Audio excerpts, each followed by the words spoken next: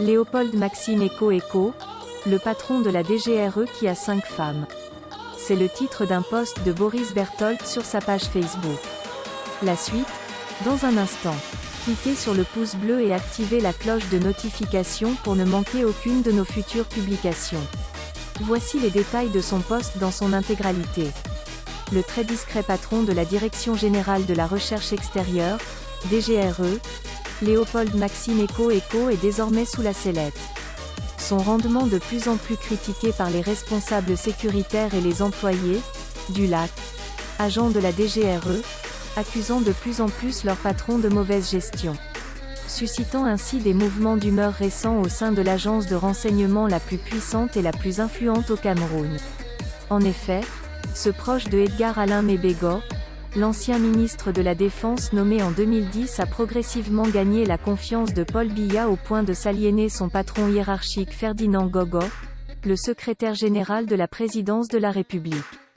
Le SGPR lui reprochant d'avoir mené dans son dos plusieurs enquêtes y compris sur la CAN 2019 et les avoir soumis à Paul Biya sans toutefois l'en informer. Depuis lors Gogo a juré d'avoir sa tête. Le SGPR qui a la rancune tenace a saboté des négociations que le DGRE voulait organiser avec les leaders sécessionnistes anglophones. Mais, Léopold Maxime Eco a également dans son viseur le ministre de la Défense, Betty Assomo. Les deux ne s'aiment pas pour dire le moins. Le patron de la DGRE accuse le MINDEF de vouloir son remplacement au profit d'un de ses proches, l'actuel patron de la sécurité militaire, CEMIL, le colonel Émile Bamkoui. En représailles, Léopold Maxime Eco maintient au garage le petit frère de Betty Assomo, commissaire de police en service à la DGRE. Mais le MINDEF semble avoir pardonné, car il a récemment octroyé 3 ans à l'épouse Eco, le colonel Abega à la tête du tribunal militaire.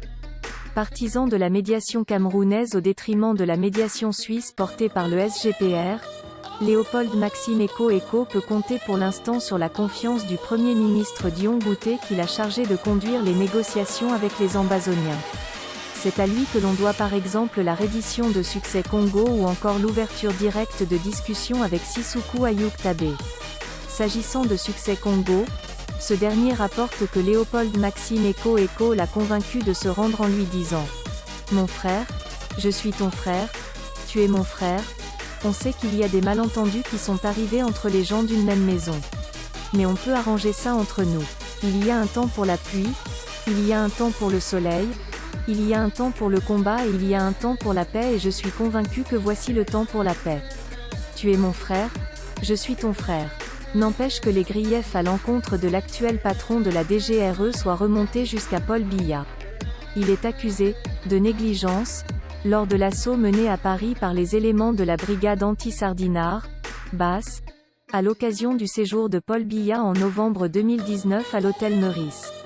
Un rapport confidentiel n'explique pas pourquoi 6 de ces agents censés protéger l'entrée ont été redéployés quelques minutes avant l'assaut de la BAS, créant une situation où Paul Biya fut obligé de sortir par des portes secondaires. Mais, ces suspicions ont été renforcées en 2020 après la rencontre entre Calibro Calibri et Emmanuel Macron. Le même jour, la présidence de la République prépare une riposte des patriotes, qui doivent manifester devant l'ambassade de France à Yaoundé. Léopold Maxime Eco est accusé par d'autres services de renseignement d'avoir révélé ce plan au colonel Bono, ancien attaché de sécurité intérieure à l'ambassade de France à Yaoundé. Une façon pour ses adversaires de l'accuser de trahison. Ces rapports ont-ils dégradé la confiance que Paul Biya lui portait? Oui, rétorque un commissaire, au LAC. La plupart des propositions ne sont plus validées. Mais Eco continue de travailler.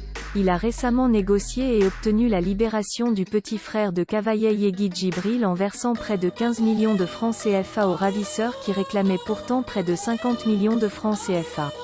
Pourquoi pas célébrer cela? Et bim, Léopold Maxime Eco a convolé il y a moins d'un mois en 5e noces avec le colonel Vioron en service à la gendarmerie nationale. À un de ses proches collaborateurs, comment un homme qui gère le renseignement d'un pays fait pour avoir 5 femmes? Il prend du temps où? Veuillez prendre 3 secondes pour liker la vidéo et la partager. N'oubliez pas de vous abonner à la chaîne YouTube Camer TV Info. À bientôt pour de nouvelles publications. Hashtag. End. Anglophone génocide.